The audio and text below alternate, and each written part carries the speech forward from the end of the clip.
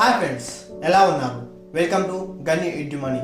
ఈరోజు మనం ఈ వీడియోలో అడ్వాన్స్డ్ అకౌంటింగ్ 2లో 4th యూనిట్ అయినటువంటి లిక్విడేషన్ గురించి నేర్చుకుందాం. అసలు ఒక కంపెనీ అనేది ఒక ఆర్టిఫిషియల్ పర్సన్. ఆ కంపెనీ క్రియేట్ కావాలంటే మనం company created by A law. Company అనేది ఒక లా ద్వారా క్రియేట్ అవుతుంది.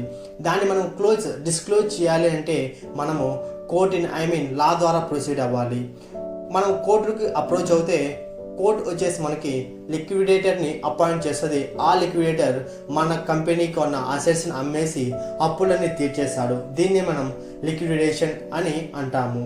ఈ లిక్విడేషన్ ప్రాసెస్ చేయాలంటే మనం లిక్విడేషన్ అకౌంట్ క్రియేట్ చేయాలి. దానికంటే ఒక ప్రొఫార్మా ఉంది. ఇప్పుడు దాని గురించి తెలుసుకుందాం.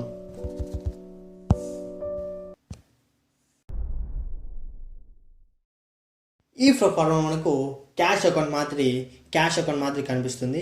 దీనికి లిక్విడేటర్స్ ఫైనల్ స్టేట్మెంట్ ఆఫ్ అకౌంట్ చేస్తాం. Particulars amount. డెబిట్ సైడ్ వచ్చేసి మనకి ఏవైతే ఆస్తులు అమ్మితే అమౌంట్ వస్తుందో అవన్నీ డెబిట్ సైడ్ నోట్ చేసుకో. అంటే రియలైజేషన్ ఆఫ్ అసెట్స్, అంటే అసెట్స్ అమ్మితే మనకు అమౌంట్ వస్తుంది కాబట్టి అది డెబిట్ సైడ్ నోట్ చేసుకుంటాం. Next surplus from fully secured creditors, అంటే సెక్యూర్డ్ క్రెడిటార్స్కి అమ్మేస్తే ఏమైనా సర్ప్లస్ మిగిలితే అది డెబిట్ సైడ్ నోట్ చేసుకుంటాము. అంటే డెబిట్ సైడ్ మనం ఏవి నోట్ చేస్తామంటే ఏవైతే మనకు కంపెనీ నుంచి ఆస్తులు అమ్మితే మనకి ఏదైతే అమౌంట్ వస్తుందో దాన్ని మనం డెబిట్ సైడ్ నోట్ చేసుకుంటాం. అలాగే క్రెడిట్ సైడ్ వచ్చేసి మనం ఎవరెవరికి అప్పులు ఇవ్వాలి అనే పాయింట్స్ అన్నీ క్రెడిట్ సైడ్ నోట్ చేసుకుంటాం. ఫస్ట్ మనకు స్టెప్ బై స్టెప్ మనము అప్పులు అనేది తీర్చుకుంటూ వెళ్ళాలి. ఎక్స్పెన్సెస్ అనేది పే చేస్తూ వెళ్ళాలి. First of all liquidation expenses అంటే ఎవరైతే కోర్టు అపాయింట్ చేస్తుందో లిక్విడేటర్కి అతను పెట్టే ఖర్చులు, అతనికి సంబంధించిన ఖర్చుల్ని లిక్విడేషన్ ఎక్స్పెన్సెస్ అంటాం. అంటే ఫస్ట్ అతను చేసిన దానికి గాను అతను మన కంపెనీని మనకు ఆస్తులు అమ్మి అప్పులు తీసేందుకు గాను అతను కొన్ని ఎక్స్పెన్సెస్ తీసుకుంటాడు. దాన్ని ఫస్ట్ మనం నోట్ చేసుకుంటాం. సెకండ్ పాయింట్ వచ్చేసి లిక్విడేటర్ రెమ్యూనరేషన్, అంటే లిక్విడేటర్ ఆస్తులు అమ్మి మనకు అప్పులు పే చేస్తాడు. నెక్స్ట్ అన్సెక్యూర్డ్ క్రెడిటార్స్కి అమౌంట్ పే చేస్తాడు. ప్రిఫరెన్షియల్ క్రెడిటార్స్కి అమౌంట్ పే చేస్తాడు. అలా చేసినందుకు గాను ఇతనికి 3 విధాలుగా రెమ్యూనరేషన్ అనేది తీసుకుంటాడు. అది మనము సెకండ్ నోట్లో పాయింట్అవుట్ చేసుకుంటాం. Next third one debenture holders. ఎవరైతే డెబెంచర్స్ అప్పు వాళ్ళు ఉంటారో వాళ్ళకి అమౌంట్ పే చేసింది గాను అది కూడా అమౌంట్ ఎంత పే చేస్తామో అది ఇక్కడ నోట్ చేసుకుంటాము. Next fourth one creditors. ఎవరైతే అప్పు మనం ఇవ్వాలో వాళ్ళందరినీ ఇక్కడ నోట్ చేసుకో. అంటే వాళ్ళు preferential creditors and secured creditors. అంటే ప్రిఫరెన్షియల్ క్రెడిటార్స్ అంటే వాళ్ళకి మనము కొన్ని అంటే వాళ్ళ దగ్గర కొంచెము షేర్స్ కానీ ఏమైనా పెట్టి అమౌంట్ తెచ్చుకుంటాము వాళ్ళకి కాను. అన్సెక్యూర్డ్ వాళ్ళకి సెక్యూరిటీ ఉండదన్నమాట. అలాంటి వాళ్ళకి పే చేయాలి. అట్లా ఇంకా అమౌంట్ మిగిలి ఉంటే కనుక షేర్ హోల్డర్స్కి పంచాలి అనమాట. ప్రిఫరెన్షియల్ షేర్ హోల్డర్స్కి, ఈక్విటీ షేర్ హోల్డర్స్కి, ఇలా వీళ్ళందరికీ స్టెప్ బై స్టెప్ అమౌంట్ మనము పే చేయాలి. First of all liquidation account ఎలా క్రియేట్ చేస్తామంటే ఆస్తులు అమ్మి అప్పులు తీర్చేస్తాం. మెయిన్ కాన్సెప్ట్ వచ్చేసి ఆస్తులు అమ్మేసి అప్పులు తీర్చేస్తాము. మెయిన్ కాన్సెప్ట్ వచ్చేసి ఇదేమో. అప్పులు మనకి ఏవైతే అమౌంట్ వస్తుందో వాటిని డెబిట్ సైడ్ నోట్ చేసుకుంటాం. అంటే క్యాష్ ఎక్కడి నుంచి వస్తుందో అది డెబిట్ సైడ్ నోట్ చేసుకుంటాం. క్రెడిట్ సైడ్ వచ్చేసి ఎవరెవరికి పే చేస్తున్నాం, ఎంతెంత పే చేస్తున్నాం అనే విషయం క్రెడిట్ సైడ్ నోట్ చేసుకుంటాం. This is all about the liquidation of proforma. And మనకి ఇక్కడ 2 పాయింట్స్ మనము గుర్తుపెట్టుకోవాలి. అవేంటంటే commission to liquidator on payment of unsecured creditors. అంటే క్రెడిటార్స్కి అమౌంట్ పే చేసేటప్పుడు మనం 2 విధాలుగా పే చేస్తాం. ఒకటి ఫుల్ పేమెంట్, అంటే మొత్తం అమౌంట్ అతనికి ఇచ్చేస్తాం. ఇంకో సెకండ్ పాయింట్ ఏంటంటే పార్ట్ అమౌంట్, అంటే కొద్ది అమౌంట్ మాత్రమే ఇవ్వగలుగుతాం. అంటే అంత అమౌంట్ మన దగ్గర ఉండకపోవచ్చు, బట్ సగం కానీ మొత్తం అమౌంట్ ఏకన్నా కొంచెం మాత్రం ఇవ్వగలిగితే దానికి ఒక ప్రొసీజర్ ఉంది. ఫస్ట్ మనము మొత్తం పే చేసినట్టయితే దాని కమిషన్, అంటే లిక్విడేటర్ ఎంతైతే కమిషన్ తీసుకోవాలి, రెమ్యూనరేషన్ తీసుకోవాలి అనే విషయము ఈ పాయింట్ మనం నేర్చుకుందాం. అతను ఫస్ట్ మొత్తం పేమెంట్ పే చేసేసాడు. అందుకను అమౌంట్ ఇంటూ రేట్ బై 100, అంటే ఎంతైతే పర్సెంటేజ్ మనకు క్వశ్చన్లో పర్సెంటేజ్ ఇస్తాడు. అంటే ఇంత పర్సెంటేజ్ అసెట్స్ సేల్ చేసిన గాను 2% అమౌంట్ తీసుకోవాలి, 3% అమౌంట్ తీసుకోవాలి అనే డీటెయిల్స్ మనకు క్వశ్చన్లోనే ఇచ్చేస్తాడు. ఆ రేట్ని బై 100 చేసుకొని ఇది ఫుల్ పేమెంట్ అప్పుడు ఇలా ప్రాసెస్ చేస్తాం. ఒకవేళ పార్ట్లీ అమౌంట్ అంటే కొంచెం అమౌంటే పే చేసినట్టయితే దానికి ఒక ప్రొసీజర్ ఉంది, అది ఇప్పుడు మనం తెలుసుకుందాం.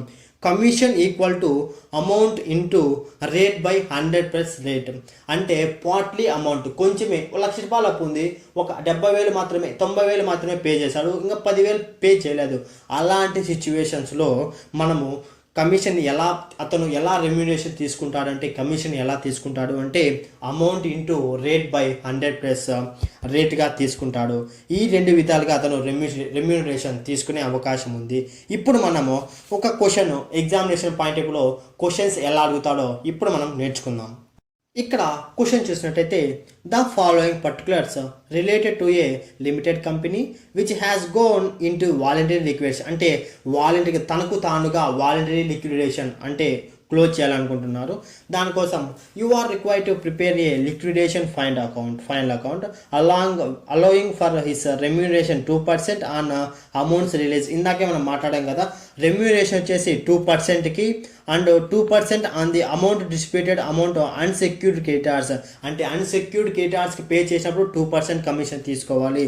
Other than preferential creditors, other than అని ఇక్కడ మెన్షన్ చేశాడు other than preferential creditors. Preferential creditors pay చేసినప్పుడు అతను కమిషన్ ఏమీ తీసుకోవట్లేదు అని ఇక్కడ అర్థం. ఇంకా క్వశ్చన్ చేసినట్టయితే preferential creditors debentures the assets realised to the following sums land and buildings plant and machinery fixtures fittings ఇచ్చాడు. ద లిక్విడేషన్ ఎక్స్పెన్సెస్ ఇచ్చాడు. ఇప్పుడు మనం ఆన్సర్ చూసినట్టయితే ఫస్ట్ ఫార్మా చేసుకోవాలి. ఇక్కడ ప్రొఫార్మాలో particulars amount liquidator's final statement of account వేసుకొని డెబిట్ సైడ్ మనకు అమౌంట్ వచ్చేది. అంటే ఈ క్వశ్చన్లో మనకి ఎక్కడెక్కడి నుంచి అమౌంట్ వస్తుందంటే రియలైజేషన్ ఆఫ్ అసెట్స్, అంటే అసెట్స్ అమ్మితేనే మనకు అమౌంట్ వస్తుంది. అంటే లిక్విడేటర్ అసెట్స్ని అమ్మేస్తున్నాడు. ఏవేవి అమ్ముతున్నాడు? Land and buildings, plant and machinery, fixtures and fittings. ఈ మూడింటిని అమ్మాడు కాబట్టి అంటే land and buildings 20,000, plant and machinery 18,650, fixtures and fittings వచ్చేసి 1,000 ఉన్నాయి. అలాగే మనం ఇప్పుడు క్రెడిట్ సైడ్ చూసినట్టయితే ఇక్కడ ఫస్ట్ లిక్విడేషన్ ఎక్స్పెన్సెస్ అది మనకు క్వశ్చన్లోనే చెప్పాడు. 1,000 అని 1,000 పే చేస్తాం. అలాగే రెమ్యూనరేషన్ రియలైజేషన్ ఆఫ్ అసెట్స్కి ఎంతకు అమ్మాడు అంటే 39,650కి అమ్మాడు. దాని మీద క్వశ్చన్లో మనకు చెప్పాడు రియలైజేషన్ ఆఫ్ అసెట్స్ 2% కమిషన్ తీసుకోవాలి అని.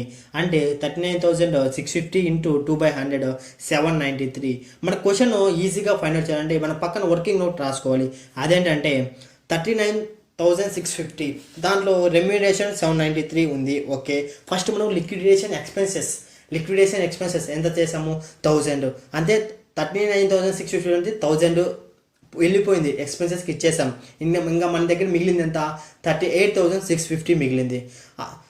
అందులో మనము రియలైజేషన్ ఆఫ్ అసెట్స్ వచ్చేసి 793 ఇచ్చాము. అంటే మన దగ్గర ఇంకా మిగిలింది 37,857 మిగిలింది.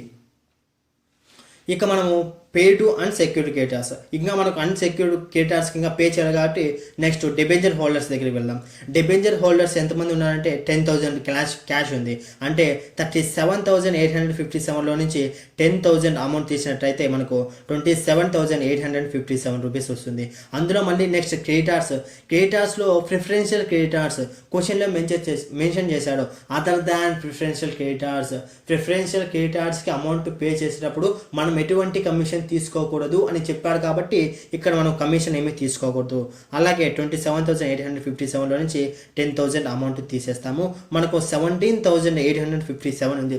ఈ 17,857లో మనకు లిక్విడేటర్ యొక్క కమిషన్ ఉంది, ప్లస్ మనము అన్సెక్యూర్డ్ క్రెడిటార్స్కి పంచాల్సిన అమౌంట్ ఉంది. కాబట్టి ఫస్ట్ మనము కమిషన్ తీసుకోవాలి.